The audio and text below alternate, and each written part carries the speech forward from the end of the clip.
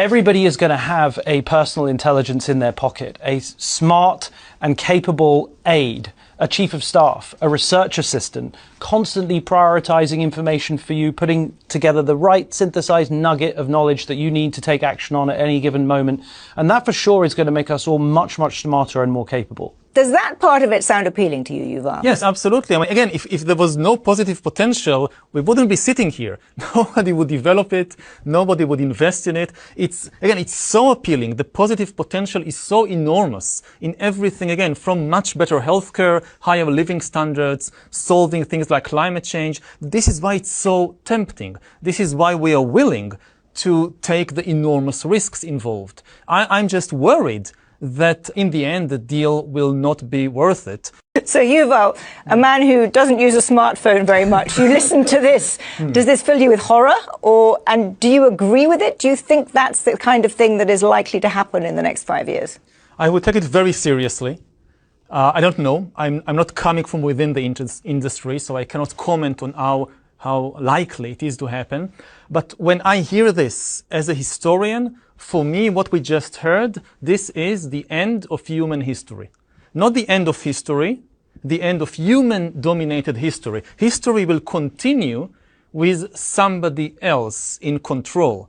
Because what we just heard is basically Mustafa telling us that in 5 years, there'll be a technology that can make decisions independently and that can create new ideas independently. This is the first time in history we confronted something like this.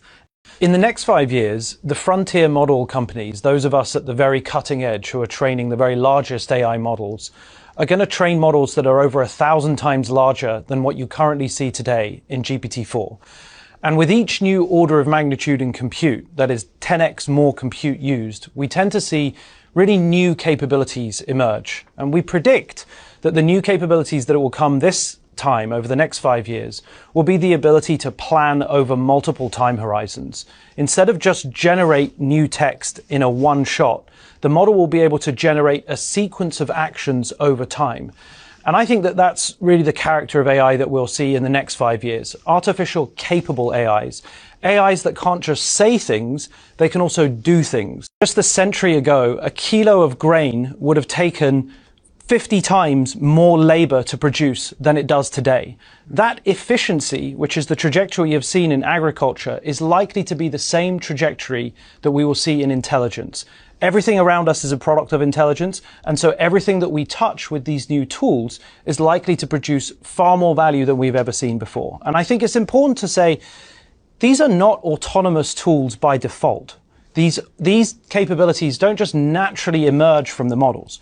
We attempt to engineer capabilities, and the challenge for us is to be very deliberate and precise and careful about those capabilities that we want to emerge from the model, that we want to build into the model, and the constraints that we build around it. It's super important not to anthropomorphically project ideas and potential intentions or potential agency or potential autonomy into these models.